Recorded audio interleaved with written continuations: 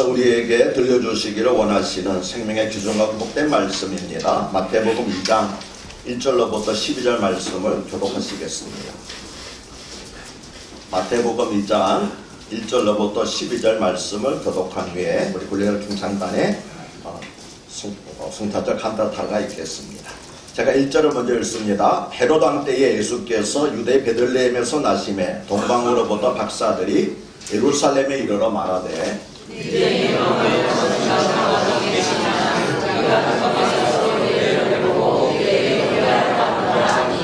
헤롯 왕과 온 예루살렘이 듣고 소동한지라 왕이 모든 대제사장과 백성의 성기하는 보아 이르되 유대 베들레헴에 오니 이는 선지자로 이렇게 기록된 바 또 유대나 베들레헴아 너는 유대의 고을 중에서 가장 작지 아니하더라. 내게서 한탄하는 자가 와서 내 백성 이스라엘의 목자가 되리라 하시니라. 이에 헤롯이 가만히 박사들을 불러 별이 나타난 때를 자세히 묻고 베들레헴으로 보내며 이르되 가서 아기에 대하여 자세히 알아보고 적사는 그에게 나가서 그에게 구매하라. 박사들이 왕의 말을 듣고 갈새 동방에서 보던 그 별이 문득 앞서 인도하여 가다가 아기 있는 곳 위에 머물러 서 있는지라 그들이 별을 보고 매우 기뻐하고 기뻐하더라. 집에 들어가 아기가 그의 어머니 마리아와 함께 있는 것을 보고 엎드려 아기께 경배하고 법의 압을 열어 황금과 유황과 모략을 예물로 드리니라. 그들은 꿈에 헤롯에게로 돌아가지 말라 시작하다가 다른 길로 곧게 돌아가니라. 아멘. 되어서 가장 크고 그리고 기쁜 성탄절입니다. 부활절과 더불어서 가장 중요한 절기가 성탄절입니다. 우리 한번 인사해 보실까요? 메리 크리스마스. 메리 크리스마스. 자, 이번에는 중국어로 해보겠습니다. 성탄절 카일러. 예, 성탄절의 카일러. 예, 성탄절을 기쁘게 즐겁게 보냅시다라는 그런 의미입니다. 여러분 1년 가운데서 교통사고가 가장 많은 때가 언제인지 아십니까? 예, 바로 크리스마스입니다. 1년 중 절도와 강도 등 범죄가 가장 많은 때는 언제일까요? 역시 크리스마스입니다. 심지어 1년 중 사생아가 가장 많이 생기는 때도 크리스마스라고 합니다. 그래서 존 데이비드라는 사람은 12월에는 두 개의 크리스마스가 있다고 했습니다. 하나는 성도들이 그리스도를 진정으로 예배하는 크리스마스이고 다른 하나는 엑스마스라고 했습니다. 이 엑스라는 기호는 헬라어로 그리스도라고 하는 말의 첫 글자 키라고 하는 엑스라고 하는 말이 헬라어로는 키인데 그리스도의 첫 글자입니다. 그래서 헬라의 그리스도의 첫 글자이기도 하지만 수학에서는 미지수를 나타내는 약자이기도 합니다. 엑스맨이라는 거 들어보셨죠? 엑스맨이 어떤 사람입니까? 간첩 같은 사람. 겉으로는 친구인 척 하지만 속으로는 이제 그 간첩 같은 사람 엑스맨이라고 그러지요. 그런데 오늘날 이 땅에 많은 사람들이 크리스마스를 자기 욕망을 채우기 위해서 변절된 엑스마스로 즐기고 있다고 하는 것입니다. 그래서 존 데이비드는 12월에는 두 개의 크리스마스가 있는데 하나는 크리스마스고 하나는 엑스마스다라고 하는 그런 유명한 말을 했습니다. 성탄절의 진정한 의미는 인류를 죄에서 구원하기 위해 예수 그리스도께서 이 땅에 탄생하신 것을 축하하는 것입니다. 그리고 예수 그리스도의 탄생을 축하하는 가장 바른 태도는 어두운 세상의 빛으로 오신 주님께 예배를 드리는 것입니다. 오늘 새벽에도 말씀을 드렸지만 여러분 주님께서 하필이면 아침도 아니고 대낮도 아니고 캄캄한 밤에 태어나셨을까요? 그거는 어두운 세상의 빛으로 오신 주님을 상징적으로 나타내기 위해서 그래서 주님께서 캄캄한 한밤중에 태어나신 것이었습니다. 그래서 어두운 세상의 빛으로 오신 주님께 예배드리는 것이 크리스마스를 진정으로 우리가 보내는 그런 바른 태도입니다. 사실 크리스마스라고 하는 말 자체가 라틴어로 그리스도에게 예배를 드리는 날이라는 그런 의미를 가지고 있습니다. 그런데 크리스마스라고 하면 떠오르는 장면은 동방박사와 목자들이 함께 구에 누인 아기 예수의 탄생을 경배하는 것입니다. 그리고 주변으로 말과 양과 같은 가축들이 있는 것입니다. 그러나 이러한 장면은 화가들의 상상에서 나온 것일 뿐이고 사실이 아닙니다. 지난주 설교 때도 말씀드렸듯이 동방박사들과 목자들은 각기 다른 시각에 다른 장소에서 아기 예수를 경배했기 때문입니다. 그리고 마태복음에는 목자들이 등장하지 않고 누가복음에는 반대로 동방박사들이 등장하지 않습니다. 같은 예수님의 탄생 이야기를 전하는데 왜 마태복음에서는 동방박사들이 와서 경배하고 누가복음에서는 목자들이 와서 경배를 할까요? 그리고 마가복음과 요한복음에는 왜 예수님의 탄생 이야기가 없을까요? 다 이유가 있는 것입니다. 이것은 각 복음서의 주제와 깊은 관련이 있습니다. 먼저 마가복음과 요한복음에 예수님의 탄생 이야기가 없는 이유부터 말씀드리겠습니다. 마가복음의 주제 아시지요? 마가복음의 주제가 뭡니까?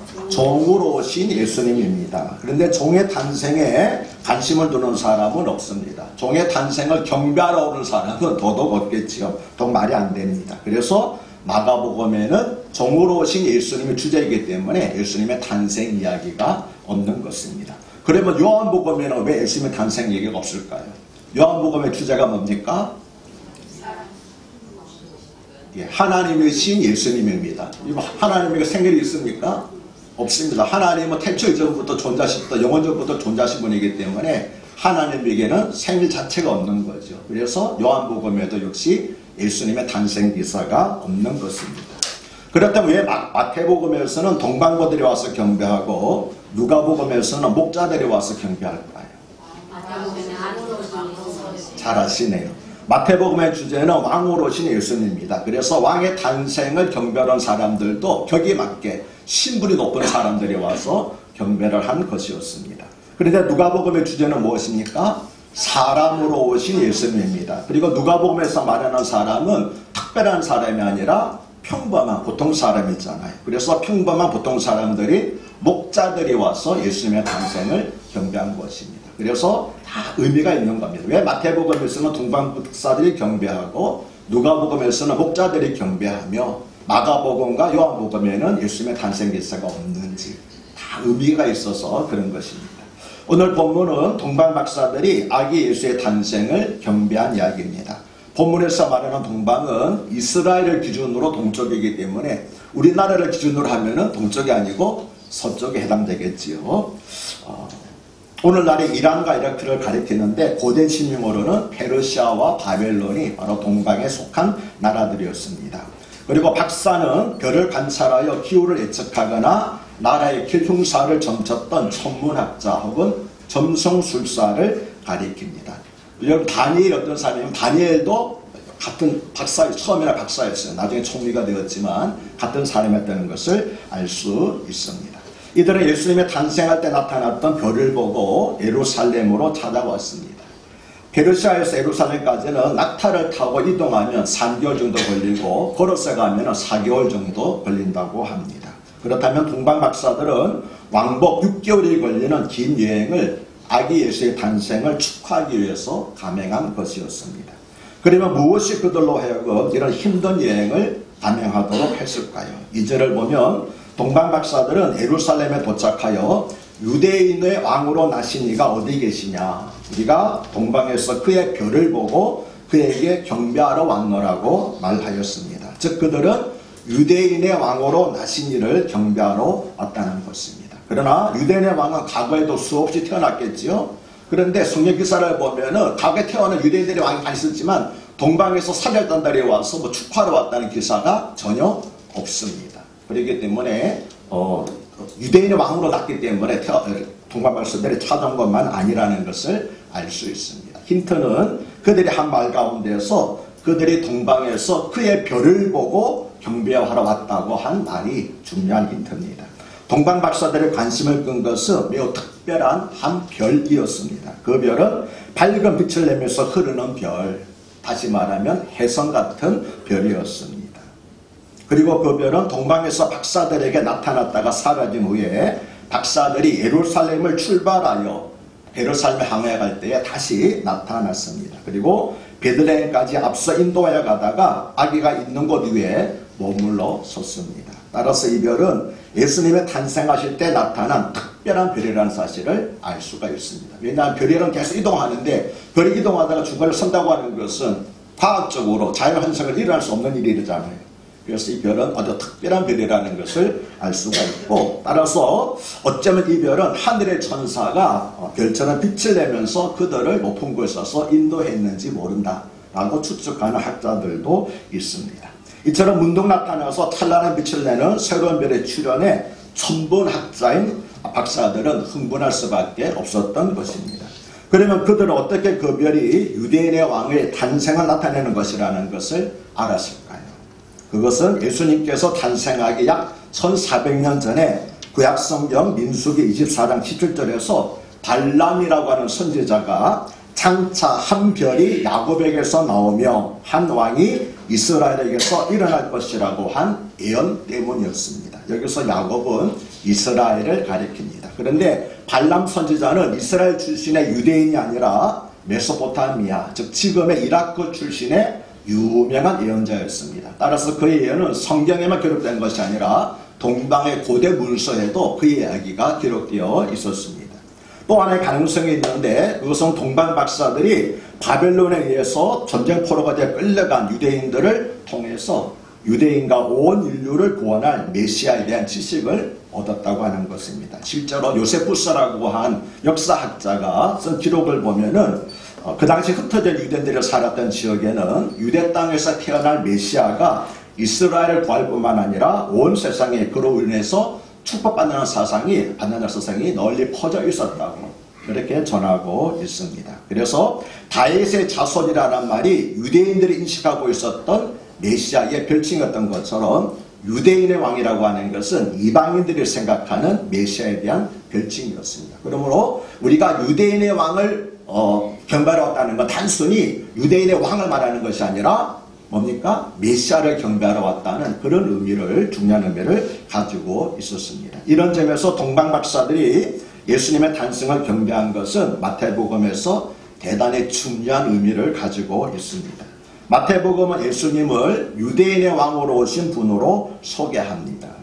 그래서 1장에서 예수님의 족보를 기록할 때 뭐라고 기록합니까? 아브라함과 다윗의 자손 예수 그리스도의 족보라고 말합니다. 아브라함의 자손이라는 것은 유대인이라는 것이고, 다윗의 자손이라고 하는 것은 왕손으로 온다라고 하는 그런 의미를 가지고 있지요. 그런데 마태복음 1장의 족보를 보면 예수님의 조상 가운데에 이방인인 여성 3명의 이름이 등장하고 있습니다. 누굴까요? 다말과 나학과 루시라고 하는 세 여인입니다. 이 세 사람의 이방 여인이 예수님의 조상에 포함된 것은 예수님은 단지 유대인들만을 구원하러 온 메시아가 아니라 이방인들을 포함하여 구원하러 온 온 인류의 메시아라는 것을 보여주고 있습니다.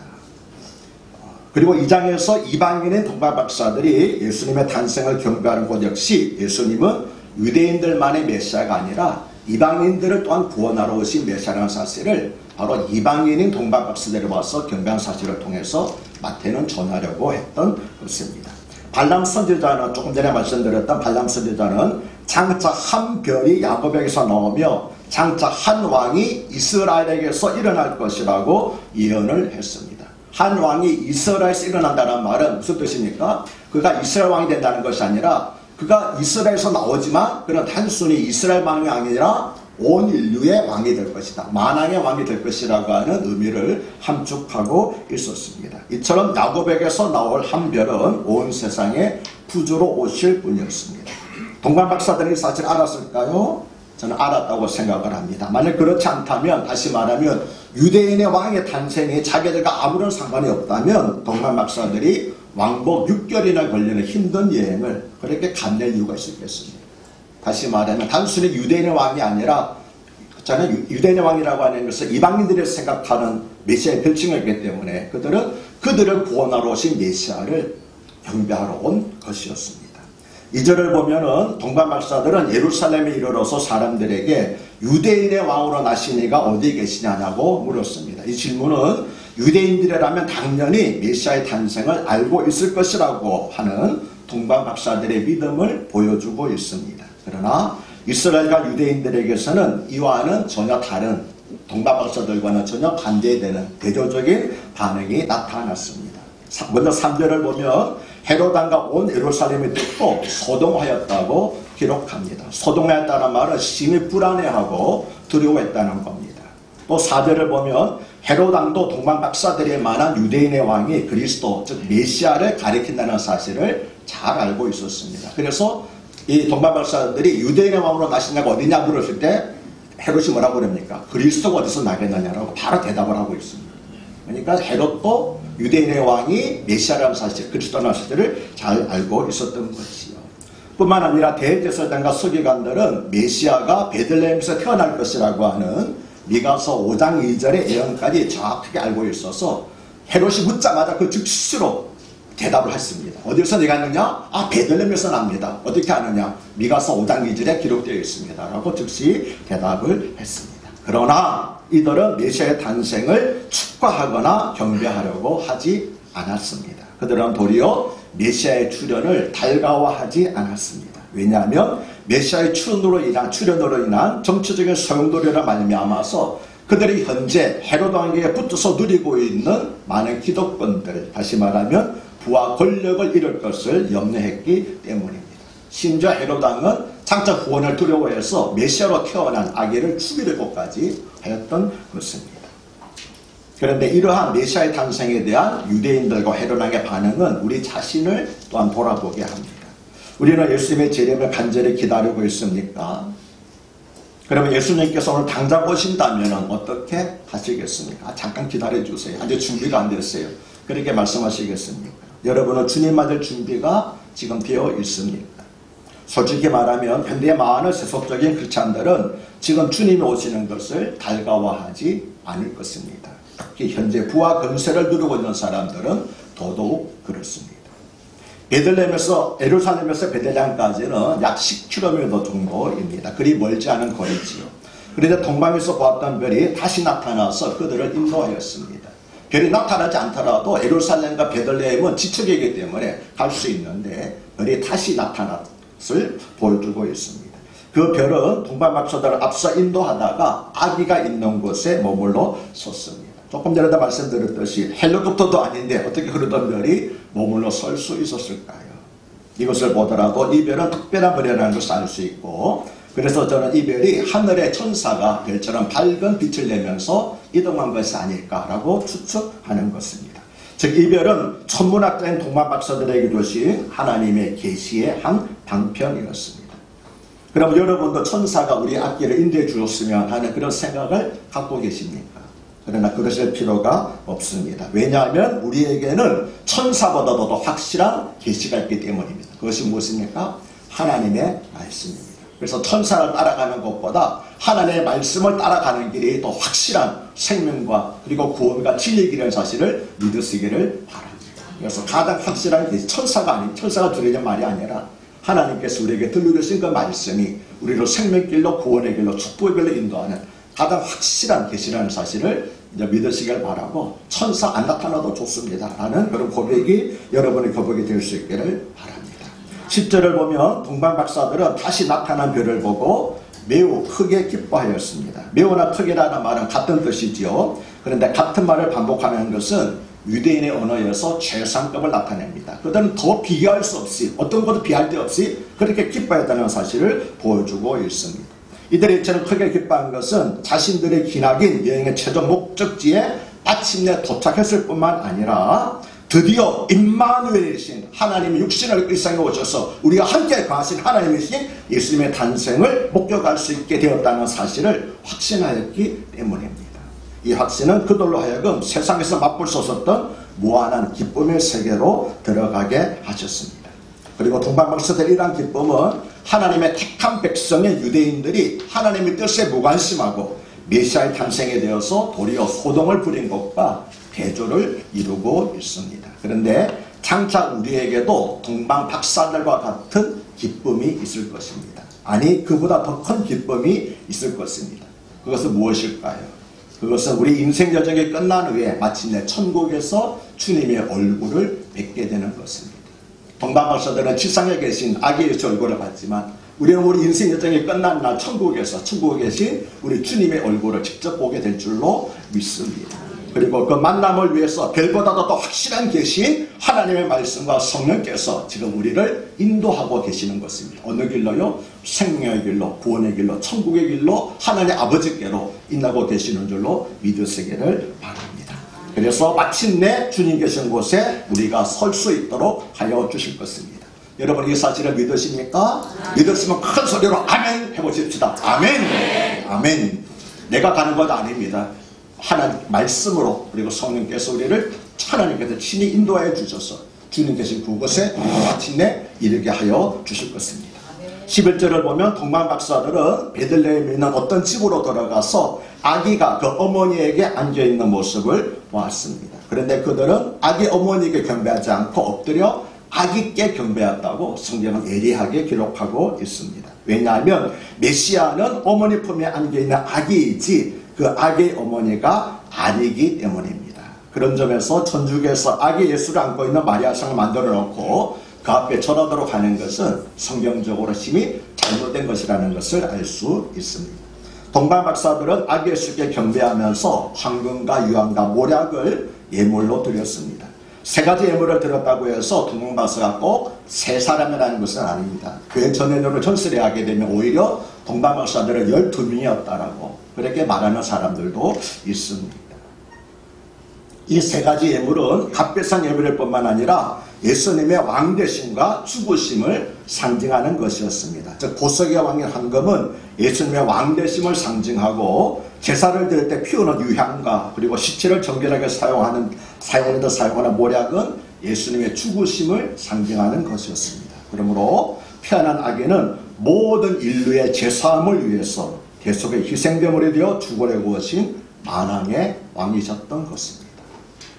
마지막으로 12절은 그들은 꿈에 헤로데게로 돌아가지 말라 지시함을 받아 다른 길로 고국에 돌아가니라고 말씀합니다. 여기서 다른 길은 그들이 왔던 길이 아닌 다른 길을 말합니다. 이 길은 평소에는 사람들이 자주 다니지 않는 길이었을 것입니다. 그래서 더 우리하고 더 위험하고 위에서 돌아가는 먼 길이었을 가능성이 큽니다. 그들이 온 길이 만약에 지름길이었다고 하면 사람들이 많이 다니는 길이었다고 그러게 되면 하나님께서 지시하신 다른 길이라고 하는 것은 일반적으로 사람들이 다니지 않는 길, 돌아서 가는 길 혹은 위험한 길일 가능성이 큽니다. 그러나 동방 박사들은 자신들의 불편함과 위험함을 무릅쓰고 하나님의 지시하심에 순종을 했던 것입니다.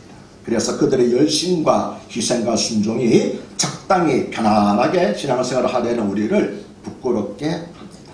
그런데 그들이 왔던 길과 다른 길로 돌아갔다는 말씀은 또 다른 영적인 교훈을 가지고 있습니다. 무엇일까요?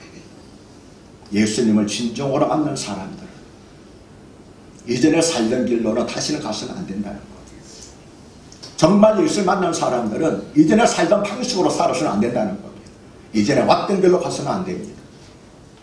이전에 가지 않았던 길, 새로운 길, 하나님께서 지시하시는 그 길이 예수님을 진정으로 만난 사람들이 가야 할 새로운 길입니다. 어쩌면 그 길은 더 위험한 길일 수도 있습니다. 어쩌면 그 길은 더 힘든 길일 수 있습니다. 가시밭길일 수도 있습니다. 좁은 문일 수 있습니다. 그러나 그 길이 생명의 길인 줄로 이를 믿으시기를. 예수 믿고 난 다음에도, 예수님 만나고 난 다음에도 여전히 옛사람 그대로 산다 그런다면 우리는 그저 지식적으로만 예수님 들은 것이지 살아계신 예수님 인격적으로 체험한 사람들이 아닙니다. 정말 살아계신 우리 주님을 만난 사람들은 그의 인생의 길이 근본적으로, 그의 가치관이 근본적으로 달라져야만 하는 것입니다. 이것이 바로 동방 박사들이 예수를 만나고 난 다음에 다른 길로 해서 고국으로 돌아갔다는 것이 그 말씀에 담겨져 있는 또 다른 영적 의미였던 것입니다. 이제 말씀을 마칩니다. 크리스마스는 그리스도라는 단어와 미사, 즉 예배라는 단어가 합쳐진 말입니다. 이 말은 크리스마스는 만왕의 왕이시며 우리의 대제사장이 되시는 예수 그리스도에게 예배드리는 날이라는 것입니다. 그래서 예수 그리스도 이름으로 오늘 예배에 참석하신 모든 분들을 축복합니다. 메리 크리스마스.